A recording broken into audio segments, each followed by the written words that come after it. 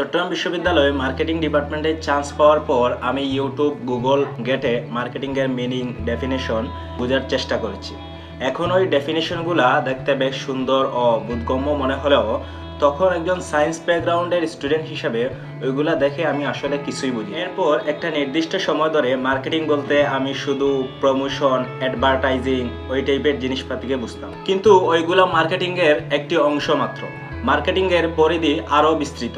এই ভিডিওতে মার্কেটিংয়ের আমার সবচেয়ে পছন্দের ডেফিনেশনটি ব্যাখ্যাসহ উপস্থাপনের পাশাপাশি মার্কেটিং বলতে আমি আসলেই কি বুঝি তা ব্যাখ্যাসহ উপস্থাপন করার চেষ্টা। মার্কেটিংয়ের আমার সবচেয়ে পছন্দের ডেফিনেশনটি হলো marketing is an organisational function and a set of process for creating, communicating and delivering value to customer and for managing customer relationship in a ways that benefit the organization and its stakeholder।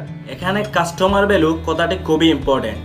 সহজ কথায় value মানে benefit বা সুবিধা, অর্থাৎ একটা নির্দিষ্ট পরিমাণ টাকা খরচ করার পর কাস্টমার একটা নির্দিষ্ট পরিমাণ বেনিফিট আশা করে একটি প্রোডাক্ট থেকে। কোম্পানিকে সেই বেনিফিটটি এনশিওর করতে হবে। ধরেন আমার হাতে এই পারফিউমটি আছে।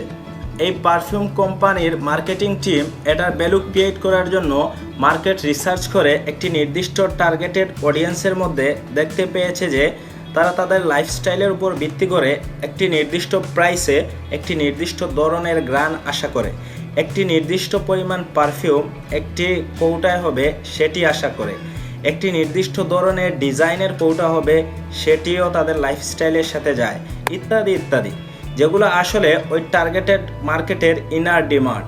কোম্পানি সেভাবেই তাদের প্রোডাক্ট ডেভেলপ করার চেষ্টা করবে। আবার ভ্যালু ডেলিভার করার জন্য কাস্টমার যেভাবে, যে স্থানে, যখন, যে শোরুমে এই পারফিউমটি আশা করে তখন সেভাবে ওই কোম্পানি ডিস্ট্রিবিউট করার চেষ্টা করবে। ভ্যালু কমিউনিকেট করার জন্য advertising, promotion, social media content ইত্যাদির মাধ্যমে ওই টার্গেট মার্কেটকে জানাতে চেষ্টা করবে যে তারা যে ধরনের প্রোডাক্ট চায় কোম্পানি সে ধরনের প্রোডাক্ট তাদের হাতের কাছে লঞ্চ করে। এতক্ষণ বলা সবগুলো কাজের ক্ষেত্রে মার্কেটিং টিমকে অবশ্যই কোম্পানির বেনিফিট এবং কাস্টমারের বেনিফিট উভয়ের কথাই চিন্তা করতে হবে।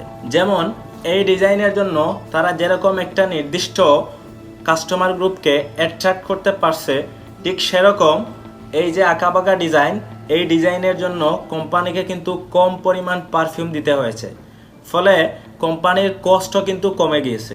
এতক্ষণ যা বললাম সেগুলোকে যদি আমার নিজের ভাষায় সামারাইজ করি তাহলে বলতে পারি মার্কেটিং একটা প্রসেস যেটার মাধ্যমে মার্কেটিং টিম মার্কেট রিসার্চ করে দেখে যে কাস্টমার কী ধরনের প্রোডাক্ট চায়, সে অনুযায়ী তারা প্রোডাকশন টিমকে ইনফরমেশন দেয়। প্রোডাক্টটি রেডি হওয়ার পর অ্যাডভার্টাইজিং এবং অন্যান্য প্রমোশনাল অ্যাক্টিভিটিসের মাধ্যমে কাস্টমারকে জানাতে চায় এবং তাদের হাতে প্রোডাক্টটি যথাযথভাবে পৌঁছানোর চেষ্টা করে যাতে লং টাইমের জন্য কোম্পানিও বেনিফিটেড হয় ও কাস্টমার স্যাটিসফাইড হয়। Thank you.